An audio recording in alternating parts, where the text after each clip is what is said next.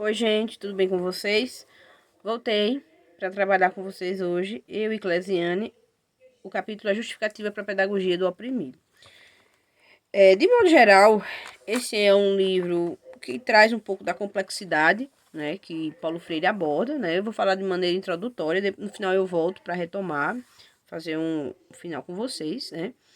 Ele traz, né, no início, essa ideia de que por que eu preciso conhecer a pedagogia do oprimido? Em princípio, o que é o oprimido?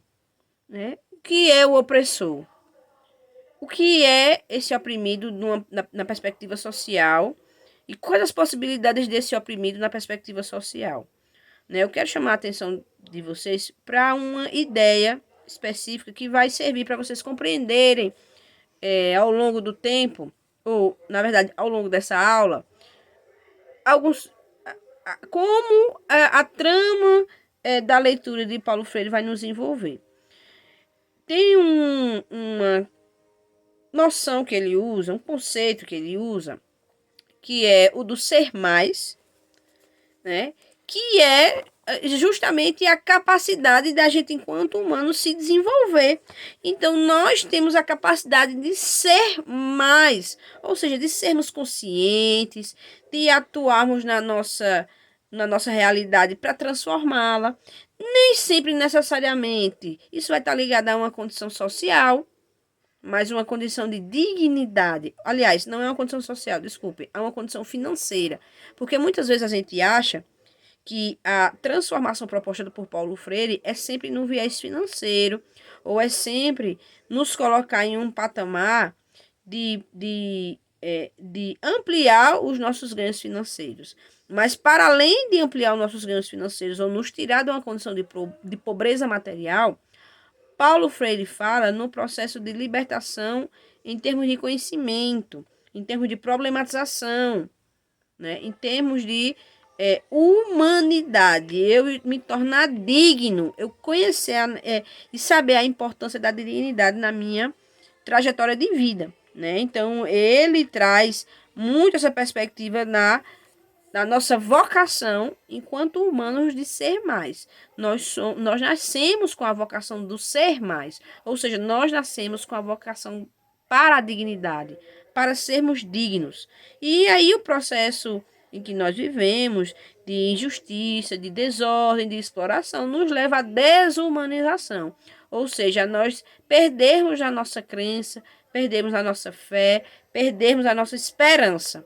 Né? Então, ele vai trazer muito isso ao longo dos tópicos que ele vai discutir nesse capítulo. Então, ele vai discutir, né, a contradição opressores e oprimidos, né? Então, essa relação de dependência, muitas vezes, que os oprimidos têm dos opressores ou das situações opressoras, né? Então, infelizmente, nós temos pessoas que conhecem a situação de opressão, foram oprimidos, muitas vezes ocupam espaços, superam essa opressão e renovam o ciclo, ou seja, praticam a opressão mesmo tendo sofrido. Né? Então, é interessante isso para que a gente compreenda como é que essa superação precisa acontecer ou ela vai acontecer. Né? E aí ele traz situações concretas, a situação concreta de opressão e opressores, aliás, a situação concreta de opressão e opressores, a situação concreta de opressão e oprimidos, e por fim, ninguém liberta ninguém, ninguém se liberta sozinho, os homens se libertam em comunhão. E aí Clesiane vai trabalhar com esses 3 tópicos iniciais e eu volto para trabalhar com o último, ok? Espero que vocês gostem da nossa aluna extensionista, né, que vai ser apresentada para vocês agora, especificamente. E aí eu retomo com o último tópico, ao final. Ok, gente? Bora lá. É contigo, Clese. Oi, gente, bom dia, boa tarde, boa noite. Vai depender do horário que vocês estejam assistindo esse vídeo. Meu nome é Clesiane, sou estudante de licenciatura em Física no Instituto Federal de Alagoas. Atualmente estou cursando o 5º período. A professora Dani, ela deu uma pequena introdução para vocês do livro que vamos trabalhar hoje, que será a Pedagogia do Oprimido. E esse livro será dividido em 4 aulas, tá? E abordando cada capítulo do livro. O capítulo que vamos trabalhar hoje é o capítulo Justificativa da Pedagogia do Oprimido, onde Paulo Freire ele vai justificar porque se faz necessário existir essa pedagogia. E aí, eu já vou introduzir para vocês que os subtópicos que vamos abordar hoje vai ser a contradição opressores-oprimidos, sua superação, a situação concreta de opressão e opressores, a situação concreta de opressão e oprimidos, e ninguém liberta ninguém, ninguém se liberta sozinho, os homens se libertam em comunhão. Então, para dar início à nossa aula de hoje em forma de diálogo, em forma de conversa, vamos começar com o primeiro tópico a ser trabalhado, tá? A contradição opressores, oprimidos, sua superação, tá ok? Então, nesse primeiro tópico, Paulo Freire, ele vai identificar quem são os oprimidos e quem são os opressores dentro da sociedade, tá? Então, eu escrevi um pouquinho para vocês, na perspectiva de Paulo Freire, quem seriam esses oprimidos, tá?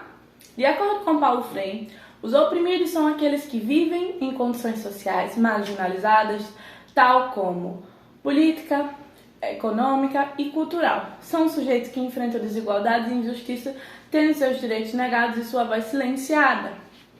Ou, como Paulo Freire fala, o ser menos, quando o sujeito não consegue ser mais na construção histórica, dentro da realidade histórica da sociedade, quando ele é oprimido de ser mais. Ou seja, onde podemos encontrar esse sujeito dentro da sociedade?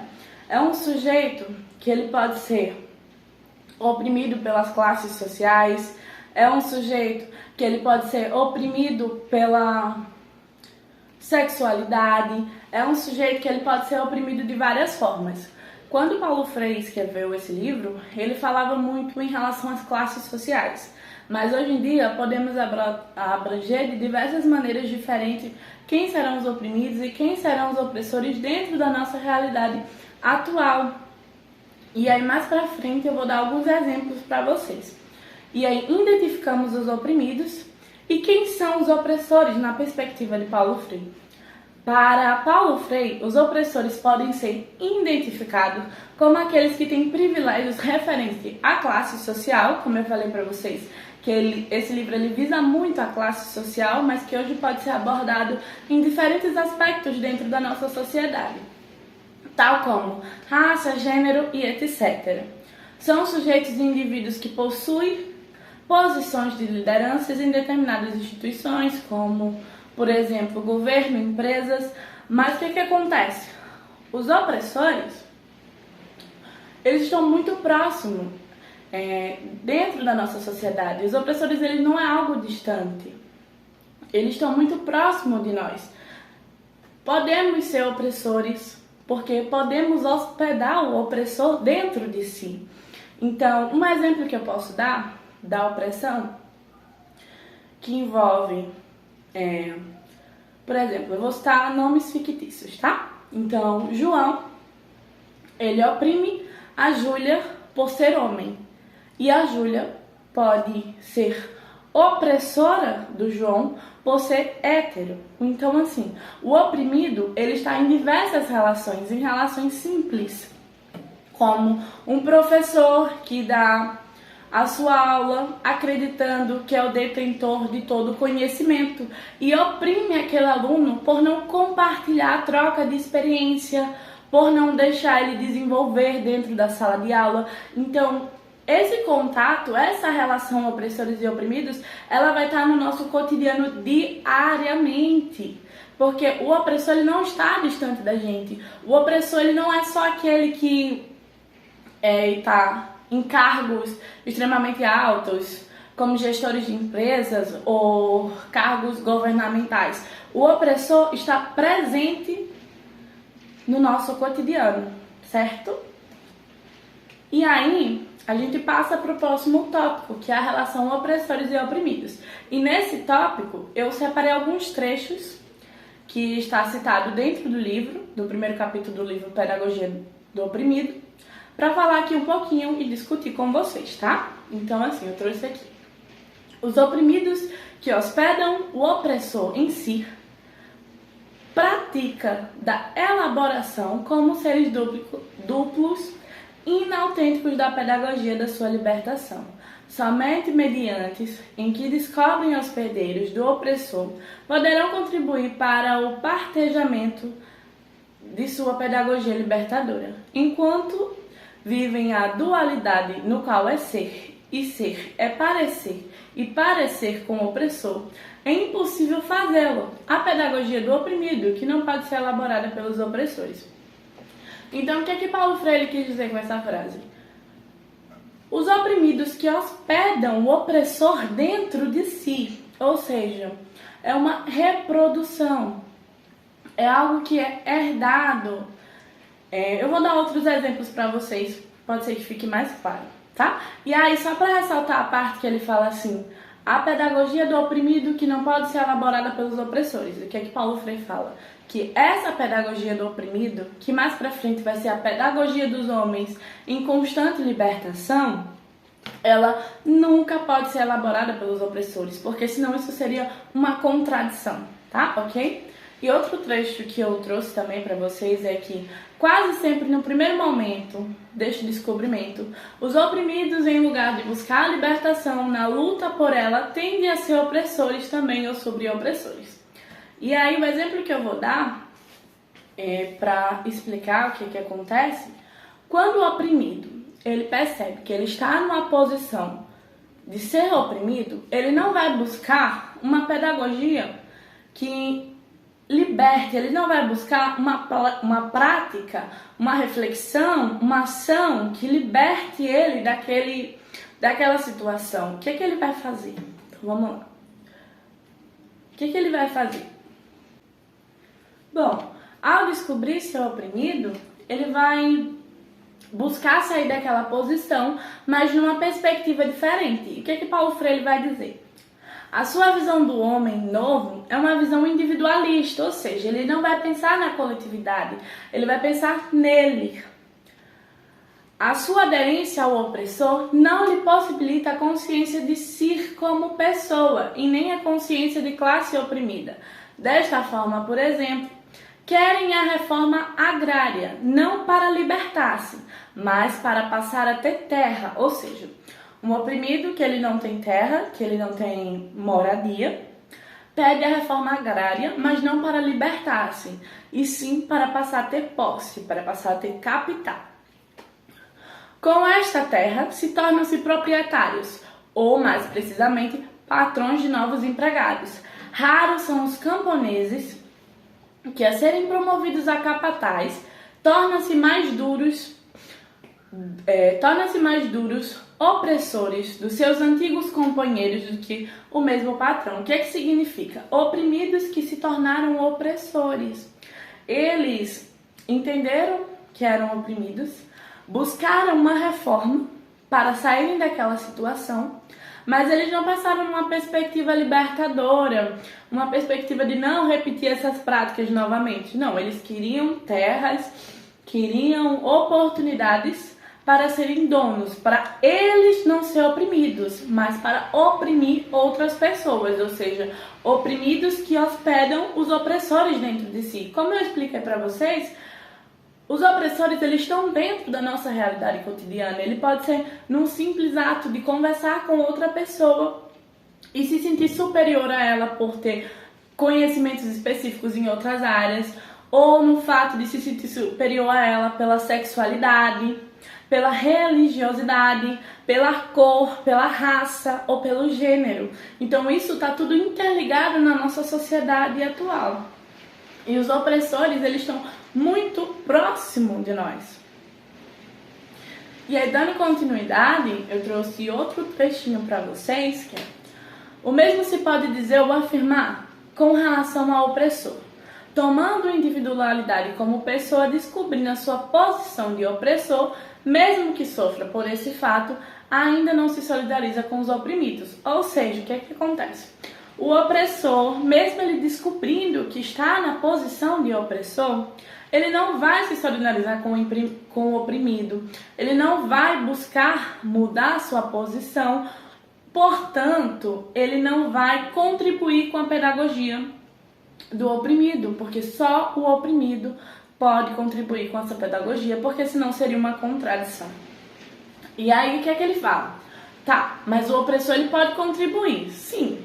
O opressor só vai contribuir para a pedagogia do oprimido quando o opressor se solidarizar com os oprimidos, quando o seu gesto deixar de ser um gesto piegas e sentimental e passar a ser um ato de amor, quando ele perceber que os oprimidos são homens concretos e injustiçados, roubados. Por que roubados? Porque teve seus direitos roubados, porque esteve que estar em uma situação de opressão, sendo de caráter por necessidade referente à condição e classe social.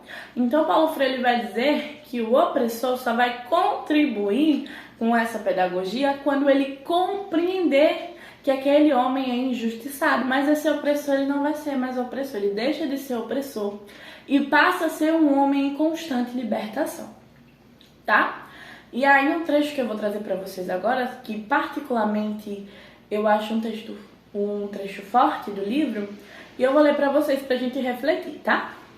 Sua luta se trava entre serem eles mesmos ou serem duplos, entre expulsarem ou não o opressor de dentro de si, entre se desalienarem ou se manterem alienados, entre seguir prescrições ou terem opções, entre serem espectadores ou atores, entre atuarem ou terem a ilusão que atuam na atuação dos opressores, entre dizerem a palavra ou não terem voz, ou terem a voz castrada e o seu poder de criar e recriar não ser seu, o seu poder de transformar o mundo. Este é o trágico dilema dos oprimidos, que a sua pedagogia tende de enfrentar. A libertação, por isto, é um parto doloroso. O homem que nasce desse parto é um homem novo, que só é viável na pele da superação da contradição, opressores oprimidos, que é a libertação de todos. A superação da contradição é um parto que traz ao mundo este homem novo. Não mais opressor, não mais oprimido, mas um homem libertando-se. Então, o que é que Paulo Freire vai dizer com isso? Que ele não vai ser mais opressor. Por isso que o opressor ele só vai contribuir com a pedagogia quando ele não for mais um opressor, porque ele vai ser um homem em constante libertação. Isso vai ser algo doloroso, porque vai ser necessário a conscientização, vai ser necessário a ação, vai ser necessário a reflexão, a praxis. Então, isso vai ser algo doloroso, tá? E aí, vamos dar continuidade e vamos para o próximo tópico a ser trabalhado nesse capítulo: a superação dos oprimidos e opressores. Esta relação pela qual já afirmamos, esta pedagogia não pode ser elaborada nem praticada pelos opressores. Seria uma contradição se os opressores não só defendessem, mas participassem de uma educação libertadora, se para a prática desta educação implica no poder político. E se os oprimidos não têm como realizar a pedagogia do oprimido antes da Revolução. O que ele quer dizer com isso? É que ressalta mais uma vez que os opressores não podem participar na produção dessa pedagogia do oprimido, dessa pedagogia libertadora, porque para que isso aconteça é necessário uma revolução política, é necessário o posicionamento da sociedade, é necessária a conscientização da sociedade como classe oprimida, para que seja necessário a criação dessa pedagogia. Então, como é que o opressor vai contribuir com isso se vai contra as perspectivas deles? Se para criar essa pedagogia precisa de uma revolução, tá? E aí, a gente vai falar um pouquinho de como vai ser dividida essa pedagogia, tá? Se encontra na descrição entre a educação sistemática, que só pode ser mudada com o poder e os trabalhos educativos, que devem ser realizados com os oprimidos, no processo da sua organização. A pedagogia do oprimido, como pedagogia humanista e libertadora, terá dois momentos distintos. O primeiro, em que os oprimidos vão desvendar o mundo da opressão e vão compreendendo-se na praxis, ou seja, a ação e a reflexão, com a sua transformação. E o segundo, em que transforma a realidade opressora e esta pedagogia deixa de ser do oprimido e passa a ser a pedagogia do homem em processo de permanente libertação. Ou seja, como eu falei para vocês, quando é que o opressor vai poder contribuir com essa pedagogia humanizadora, com essa pedagogia libertadora? Quando ele não for mais opressor, quando ele for um homem em libertação. Ou seja, o primeiro momento dessa pedagogia vai ser a conscientização de classe oprimida. E o segundo momento vai ser a não existência da opressão dentro da sociedade. Ou seja, não vai existir mais oprimidos, não vai existir mais opressores, e sim um homem em constante libertação. Daí que, estabelecida a relação opressora, esteja inaugurada a violência. O que ele vai falar aqui? Que a violência jamais foi até hoje, historicamente, deflagrada pelos oprimidos. Como poderiam os oprimidos dar início à violência se eles são o resultado da violência? Não haveria oprimidos se não houvesse uma relação de violência que os rotulasse como violentos. O que ele quer dizer com isso? Que eu vou dar um exemplo para ficar de mais fácil entendimento. Por exemplo, tem um protesto, uma cidade está faltando água por uma determinada empresa que abastece a cidade e não ofertou a água adequadamente para os moradores. E aí, os moradores, eles fazem protesto na pista e eles são considerados violentos, mesmo que não tenha atos de brigas, eles são considerados violentos por atrapalhar a vida de outras pessoas que estejam passando pelaquela estrada. E aí, o que ele quer dizer? Que eles não são violentos. Eles só são violentos porque algo permitiu que eles fossem violentos. Porque nunca na história os oprimidos seriam violentos. Porque eles sofreram uma violência para ser violentos. Eu acho que deu para entender um pouquinho. E aí, a gente já vai para o próximo tópico, tá? A situação concreta de opressão e opressores. Os opressores se sentem oprimidos. Os opressores, eles vão se sentir oprimidos. Vão se sentir como se realmente estivessem sendo oprimidos. Que para eles, na experiência de opressor, tudo que não seja o seu direito antigo de oprimir significa opressão para eles. Ou seja,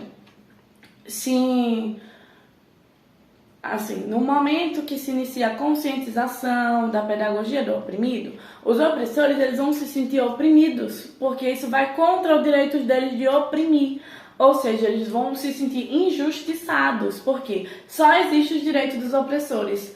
Para eles só existem o seu direito de viver em paz.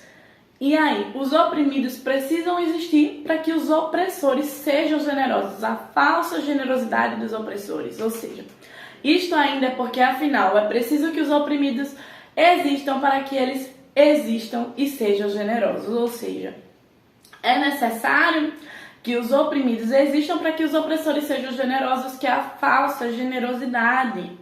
Eles querem contribuir para dizer assim, eles doam doações para orfanatos, para que esbanjem que são generosos, que contribuem com o desenvolvimento da sociedade. Então eles necessitam demonstrar essa generosidade, eles necessitam demonstrar que contribuem com a sociedade, entendeu? E aí, agora vamos falar um pouquinho de privilégios na perspectiva do opressor. Ter exclusividade ter privilégio não é algo desumanizador. É algo que ele conquistou com suas escolhas, que ele conquistou com as habilidades de correr risco. E os oprimidos, que são esses invejosos, como o Paulo Freire vai ressaltar no livro, que são mal agradecidos porque eles são generosos, eles contribuem com a sociedade. Então, ter exclusividade, ter privilégio é um direito só do opressor, um direito de viver em paz com seus privilégios, porque foi algo que ele conquistou. Daí a necessidade de ter um controle maior sobre os oprimidos e transformá-los em coisas. O dinheiro é a medida de todas as coisas. O lucro é o seu objetivo, ou seja, ter dinheiro é ter poder, é ter capital, é ter controle por outras pessoas. Então, dando continuidade, o próximo tópico que a gente vai trabalhar é a situação concreta de opressão e oprimidos. Os oprimidos que hospedam o opressor em si. Eu vou dar um exemplo para vocês, mas é importante entender que isso acontece porque é herdado de geração em geração. Um exemplo. Um homem que é um pai de família, gestor daquela família, ele é o único provedor de capital da família e ele está na sua empresa, no trabalho, onde ele vai diariamente, e ele é oprimido, tem sua voz silenciada, recebe gritos, é desmotivado diariamente, e aí ele chega em casa e oprime a sua esposa, por ser homem, por ser gestor da casa, por prover a verba e a renda daquela família e por reproduzir o que ele vê no trabalho, o que acontece com ele no trabalho. Então ele reproduz o que acontece com ele no trabalho em casa, e a mãe oprime os filhos, sendo autoritária, obrigando os filhos a fazer diferentes atividades, e isso vai passando de geração em geração, ou seja, os oprimidos que hospedam o opressor é passado e herdado de geração para geração. Por isso que é preciso essa conscientização, por isso que é preciso a necessidade da reflexão e da ação, a necessidade da praxis. E aí é onde surge o fatalismo. O que é o fatalismo para Paulo Freire? O fatalismo, ele é o que as outras pessoas chamam de destino. Eu trouxe uma história em quadrinho para vocês, eu vou ler aqui para vocês, para explicar o que seria, tá? Aí uma criança, ela vai conversar, ter um diálogo com a mãe dela e ela vai perguntar: mãe, o que é destino? Aí a mãe vai responder: bem, destino é uma força misteriosa que determina acontecimentos na vida das pessoas. Talvez a sucessão inativa de fatos relacionados a uma possível ordem cósmica. Então, o que Paulo Freire vai dizer? Que não existe fatalismo. Que as coisas acontecem na sociedade, que existe a desigualdade social, que existem os preconceitos, que existem o racismo. Isso não é algo que existe porque o destino, é o destino acontecer. A sociedade não ser uma sociedade igualitária, a sociedade não ter condições de abranger uma qualidade de vida para todos os indivíduos dentro dessa comunidade, isso não é coisa do destino, não é porque não é o destino que vai definir. Tem que ter uns que tem mais, tem que ter outros que tem menos, tem que ter uns que comem do melhor, do bom, que vivem uma vida extremamente com uma qualidade de vida altíssima, e outros que não têm o que comer porque isso é o destino, tinha que acontecer. Não. Isso tem que vir de ações, tem que ser feito ações, tem que ter conscientização. Então isso não é porque o destino determinou que ia ser assim. Não, tem que haver a conscientização, tem que haver a ação, tem que haver a prática disso. Então o fatalismo não existe para Paulo Freire, tá ok?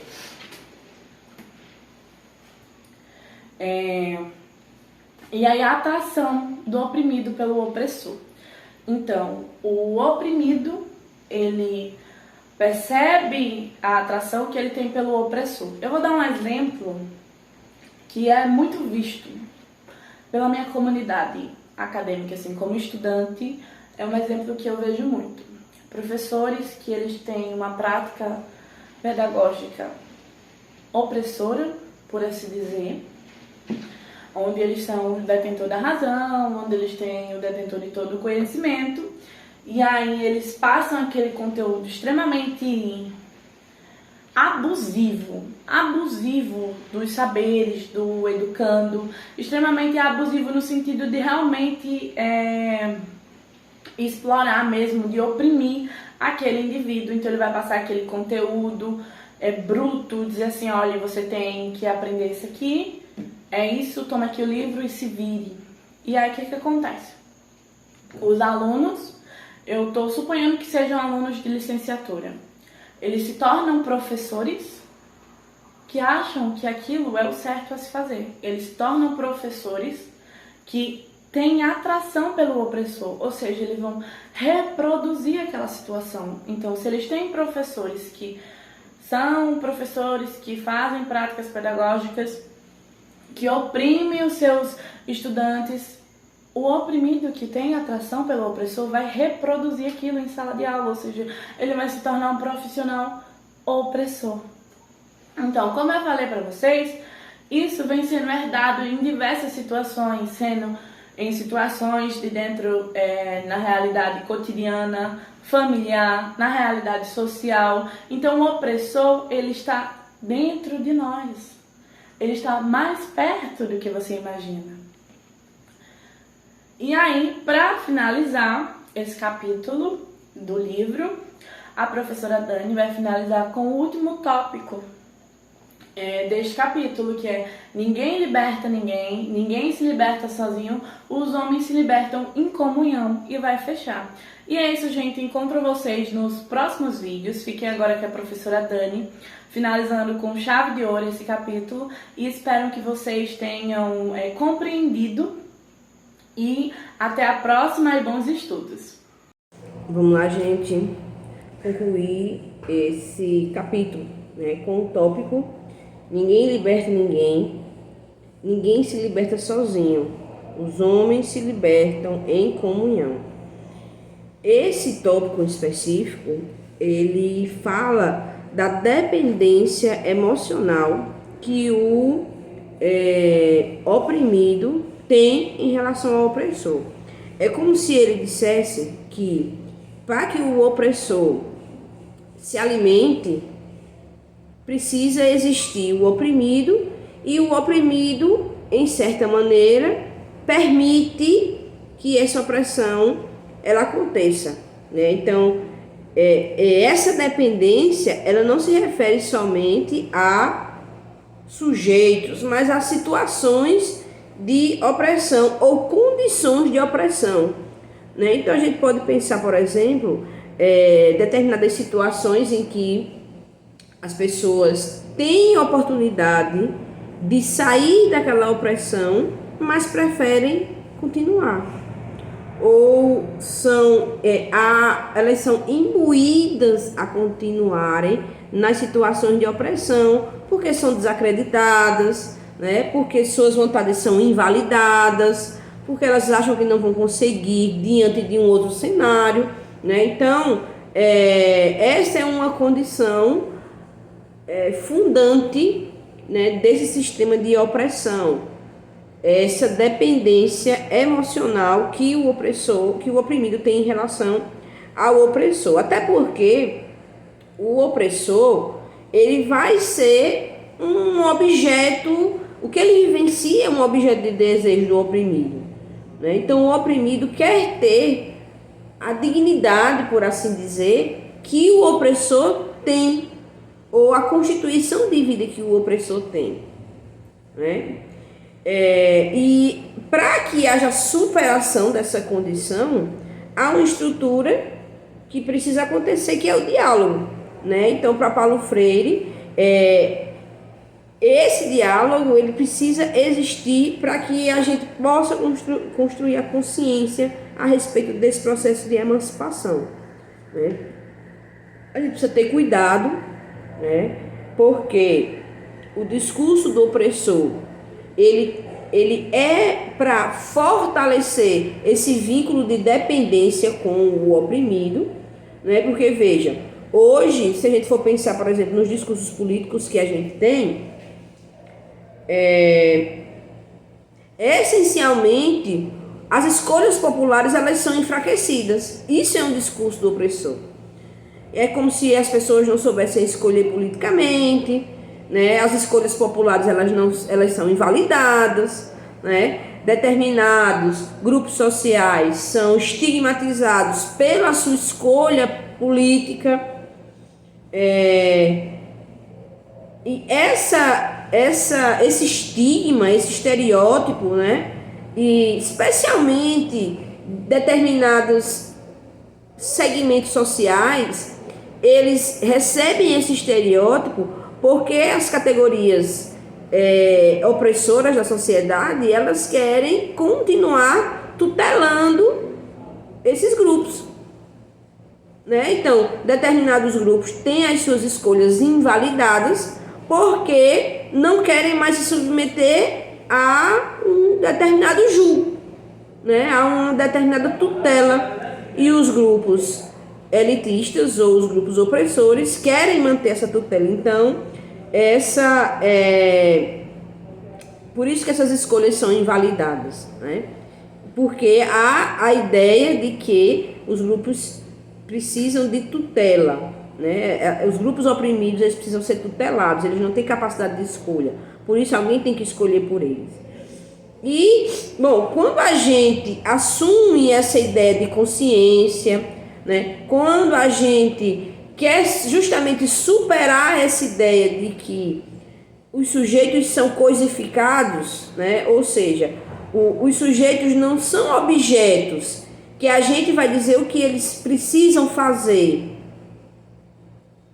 Isso é a coisificação do sujeito, é eu tratá-lo como se coisas eles fossem, como se fossem objetos, né? Então, quando eu assumo que eu não vou tratar as pessoas como objetos, eu vou também assumir um lugar de briga, eu vou assumir um lugar de responsabilidade, porque eu preciso encampar esse discurso libertador.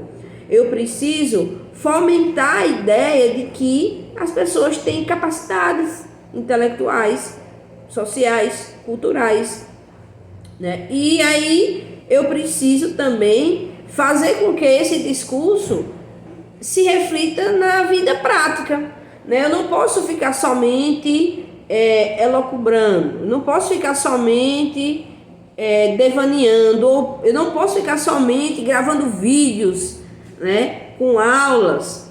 Eu preciso viver isso na prática, né? Então eu não posso, e aí a gente retoma, por exemplo, as leituras de pedagogia da autonomia, né, quando ele diz que, quando Paulo Freire fala que a gente precisa corporificar as palavras. Então eu não posso assumir essa ideia de que há grupos oprimidos e que a gente precisa ter um discurso libertário e não viver isso na prática, né? Então, o que a gente precisa é qualificar esse discurso, né? Encampar esse discurso, levá-lo para a nossa realidade, para a realidade das pessoas, né? Com essa busca de autonomia das escolhas das pessoas. Porque não adianta, e aí eu volto ao início do tópico, né? Não adianta eu me libertar, entre aspas, e os meus semelhantes continuarem na opressão. Não adianta eu, enquanto sujeito oprimido, também preciso espalhar essa ideia de que há opressores e que há oprimidos e que nós precisamos nos libertar, né?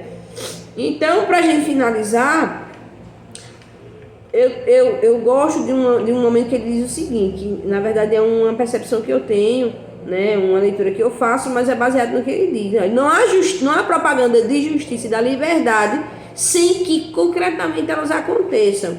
Então eu não posso falar que eu acredito na justiça sendo um sujeito injusto. Eu não posso dizer que acredito na liberdade sendo autoritário, né? A liberdade e a justiça são convencimento.